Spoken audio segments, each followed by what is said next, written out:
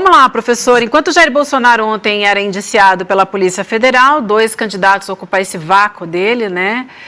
Foram recebidos por autoridades israelenses numa visita a Jerusalém. A gente está falando do governador de Goiás, o Ronaldo Caiado, e o governador Tarcísio, aqui de São Paulo. Nós já falamos ontem que não foi um convite feito por Israel, mas por empresários e entidades. Israel, sabendo dessa visita, aproveitou, obviamente, com segundas intenções, para marcar esse encontro entre os governadores, Netanyahu e o presidente de Israel. E aí a gente viu nas redes sociais, o governador Caiado postou uma foto ao lado de Netanyahu, a quem diz ter levado solidariedade do povo brasileiro frente aos conflitos que já se arrastaram por 5 meses, e não poupou críticas ao presidente Lula, que foi declarado pessoa não grata em Israel. Eu vou só pedir para a gente já colocar os 2 tweets antes de te ouvir, professor, porque a gente já vai mais direto ao ponto. Então, o Ronaldo Caiado falando aí, reforçamos que as declarações do presidente da República não refletem o pensamento da nossa população.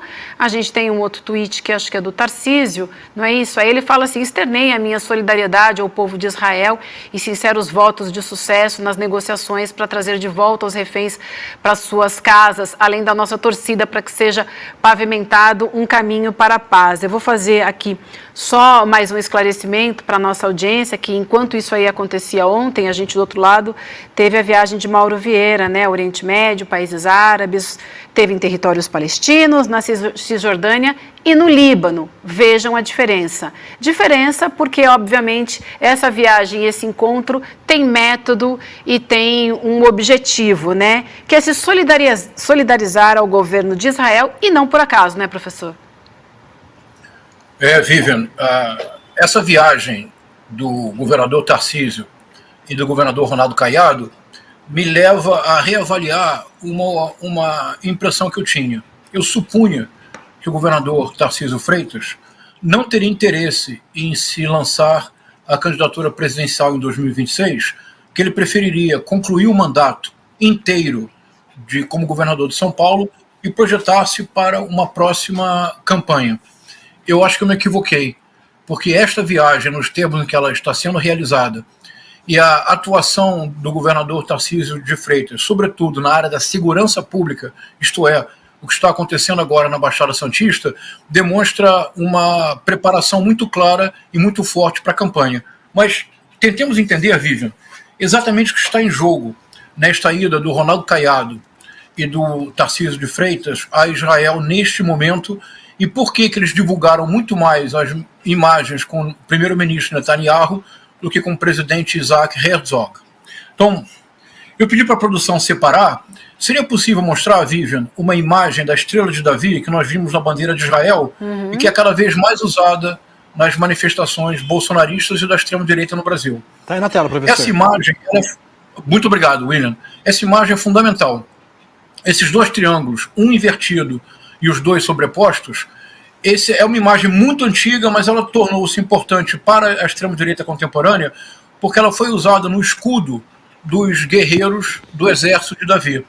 E essa imagem simbolizava a união do físico com o espiritual, do alto, o céu, com o baixo, a terra, sugerindo que, uma vez que o povo judeu era o povo eleito, que o exército de Davi seria um exército ungido, protegido pela intervenção divina, e por isso Davi era o senhor das armas e era rei e, sobretudo, comandante de exércitos.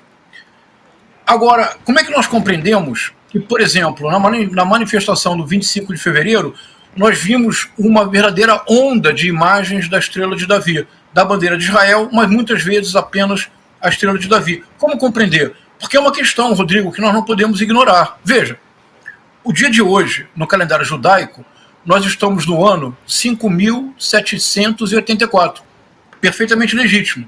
Nós estamos, no ano de 2024, porque essa é uma convenção que no passado se dizia antes de Cristo, depois de Cristo. Hoje em dia se diz antes da Era Comum, depois da Era Comum. Qual é o ponto médio da Era Comum? É o advento do Cristo.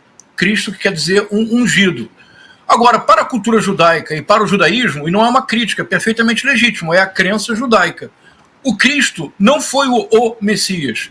que traria consigo o final dos tempos. O Cristo, na concepção judaica, foi apenas mais um dos profetas que buscavam a libertação do jugo romano.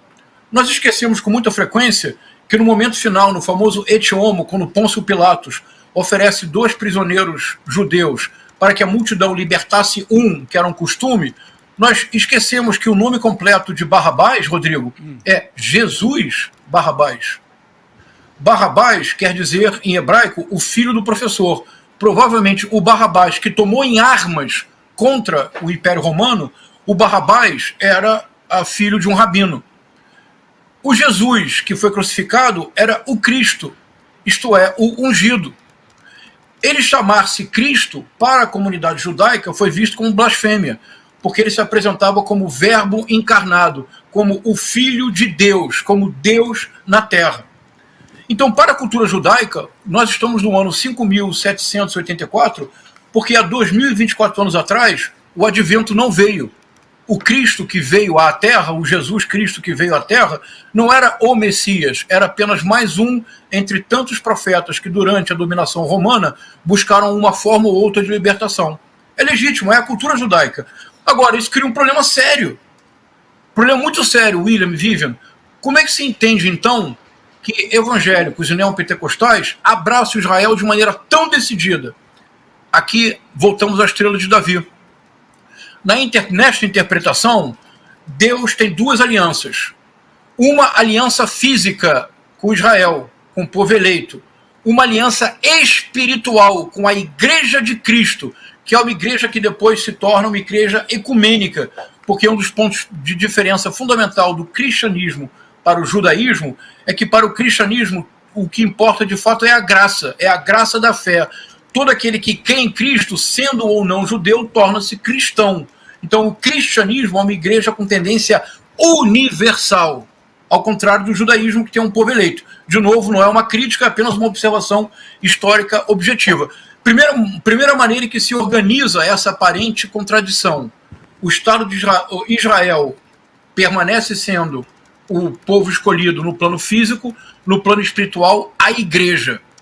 Isso ajuda a compreender a comoção provocada nos meios evangélicos e neopentecostais brasileiros com o atual conflito de Israel e Gaza. Rodrigo, William e Vivian, é muito mais profundo do que nós cremos. Isso está na base da viagem do Tarcísio. É muito perigoso. Veja, o que está na base é o seguinte. Acredita-se que com a criação do Estado de Israel, em 1948, inaugurou-se uma espécie de bomba-relógio do Apocalipse, do arrebatamento, do retorno do Cristo. E acredita-se que o que acontece fisicamente no Estado de Israel é decisivo para a batalha espiritual decisiva, a batalha do bem contra o mal, a batalha que levará à consumação dos tempos e ao retorno do reino, isto é, ao arrebatamento. Neste contexto, entende-se perfeitamente a observação aparentemente fora de lugar da Baby Consuelo no... Poxa, que pena. Trava. Voltou. Baby Consuelo, travou nesse momento. A observação da Baby... Nesse contexto, entende-se perfeitamente a observação da Baby Consuelo no Carnaval da Bahia. Aparentemente fora do lugar, mas em absoluta sintonia com este tempo. Quando ela diz o arrebatamento está chegando, virá em 5 anos. É porque, se a criação do Estado de Israel, naquela região de conflito permanente do Oriente Médio, é uma espécie de bomba-relógio do Apocalipse, a atual guerra entre Israel e Hamas, mas na verdade contra todos os palestinos, esta guerra é compreendida de maneira muito visceral por evangélicos e neopentecostais no mundo inteiro, como se o tic-tac da bomba-relógio do Apocalipse estivesse se aproximando do seu final. Que neste contexto, Tarcísio de Freitas e Ronaldo Caiado façam esta visita a Israel, contrapondo-se de maneira radical ao presidente Lula, é uma antecipação da campanha de 2026 e creiam, para os que como eu acompanham o WhatsApp bolsonarista. A presença do Ronaldo Caiado não é tão destacada, mas a presença do Tarcísio de Freitas é destacada de maneira vertiginosa por um número não pequeno de adeptos dos grupos bolsonaristas, porque isto é visto como um sinal claro de uma posição tomada pelo Tarcísio de Freitas. E aí, professor, eles podem ir para lá, fazer turismo ideológico e voltar sem nada, né? É a tal da dissonância cognitiva, né? Normalmente espera-se que se um governante sai do Brasil e vai para outro país, ele volte com alguma coisa, papel assinado dizendo, olha, tem um acordo aqui para aparelho de espionagem, sei lá, que é uma coisa que Israel faz muito, né? Sei lá, para arma, mas ele vai voltar sem nada para o Brasil, mas isso é o que menos importa, né? Não, mas olha como o Tarcísio de Freitas, e aqui eu preciso reavaliar a minha opinião anterior, como ele está pavimentando com sabedoria o caminho para 2026. Você pode colocar na tela o tweet do Tarcísio de Freitas de novo, é possível? Sim. Por favor, porque é uma resposta. Quer que eu leia, professor? Acho que é bom ler. Quer que eu leia? Eu vou ler. Ele diz assim: externei a minha solidariedade ao povo de Israel e sinceros votos de sucesso nas negociações para trazer de volta os reféns para suas casas, além da nossa torcida para que seja pavimentado um caminho para a paz. Então vejam, aqui o Tarcísio de Freitas bate no cravo e na ferradura. Quando ele diz a solidariedade ao povo de Israel e o retorno dos reféns para suas casas, ele está diretamente se relacionando com o grupo que apoia o Bolsonaro e que enxerga no Estado de Israel literalmente esta bomba relógio do apocalipse. Acreditem, é exatamente isto, que é o dispensacionalismo, entre outras coisas. Quando ele diz o caminho para a paz, ele adota uma posição moderada nas relações internacionais. Mas há uma sequência desses tweets, se eu não me engano, Vivian, ou há um outro tweet em que ele se refere à pergunta do William. Ele diz que Israel é um importante hub para inovações tecnológicas e que ele pretende isso, e que ele pretende fazer parcerias com o Estado de Israel. Ou seja, William, o Tarcísio está de maneira muito sábia tocando em 3 aspectos fundamentais. O primeiro deles, segurança pública, que de fato é um problema gravíssimo para o cotidiano do povo brasileiro. O Tarcísio de Freitas está assumindo um protagonismo na segurança pública da pior maneira possível, pela maneira da violência, do extermínio, da perseguição indiscriminada. De outro lado, o Tarcísio começa agora a fazer um movimento que para ele é novo. É um movimento de aproximação com o neopentecostalismo. Essa viagem a Israel tem esse sentido. E, além disso, o Tarcísio quer ainda compor o triângulo apresentando a imagem de uma direita moderada. Então, por exemplo, ao contrário do Ronaldo Caiado, ele não fez nenhum ataque direto ou nenhuma crítica direta ao presidente Lula. Então, ele se apresenta como uma direita moderada, mas que sensível aos anseios da segurança pública e, ao mesmo tempo, trabalhando com a ideia de atrair o eleitorado evangélico. O senhor tem falado bastante aqui, professor Castro Rocha, sobre a coisa do rei ungido, né? O pecador ungido, melhor dizendo, né? Na construção do Davi, e hoje você trouxe a estrela de Davi. A gente muitas vezes fala a estrela de Davi. A estrela de Davi é o mesmo, né? Nós estamos falando do mesmo Davi que o senhor tem falado bastante aqui. O ungido, o pecador ungido. De certa maneira, o Tarcísio, não digo que ele seja pecador, né? Assim, mas ao ir para Israel e fazer essa viagem, ele está tentando se transformar num ungido, naquele que vai ser o escolhido pelo bolsonarismo para 2026. E eu faço também, me coloco ao seu lado nessa observação. Muita gente dizia que, pela lógica da política, e o Tarcísio tem dentro do governo dele um operador político que trabalha com muita cautela, que é o Kassab, tudo dava a entender que o Tarcísio iria se guardar para 2030. Faz o governo em São Paulo, se reelege e em 2030 vai com tudo para tentar a disputa.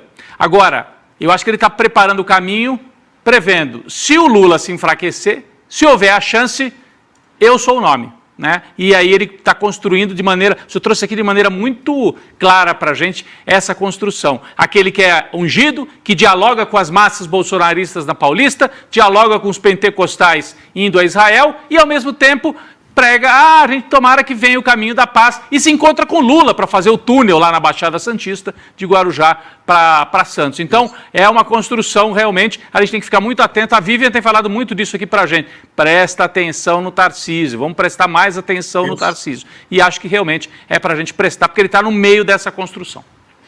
É isso. É isso. Muito bem. Não, era só uma observação, assim, um complemento, na verdade. Tá. E olha, se quiser ampliar essa observação, Rodrigo, assim como a estrutura do governo Bolsonaro era uma estrutura internamente dominada por militares, a estrutura do governo Tarcísio de Freitas em São Paulo mimetiza e reproduz a estrutura do governo Bolsonaro. Muitos dos agentes da ABIN que tem hoje, podem ser investigados por aquele problema da investigação paralela da ABIN, muitos deles estão no governo do Tarcísio de Freitas. A orientação do secretário de Segurança, o Derrite, é uma orientação profundamente bolsonarista. A Polícia Militar Estadual de São Paulo é profundamente bolsonarizada. O fenômeno de batalhões da Polícia Militar irem assistir cultos da Igreja Universal do Reino de Deus destacou-se há pouco tempo no Distrito Federal. Isso principiou em São Paulo. Sim, em São Paulo isso já acontece também com muita força. Então, essa unidade dessa base bolsonarista, né, pentecostais, essa linha dura da bala, né, da polícia, e a direita do negócio também, né, porque afinal ele é o homem que está querendo privatizar a Sabesp, a joia da coroa, né, em São Paulo.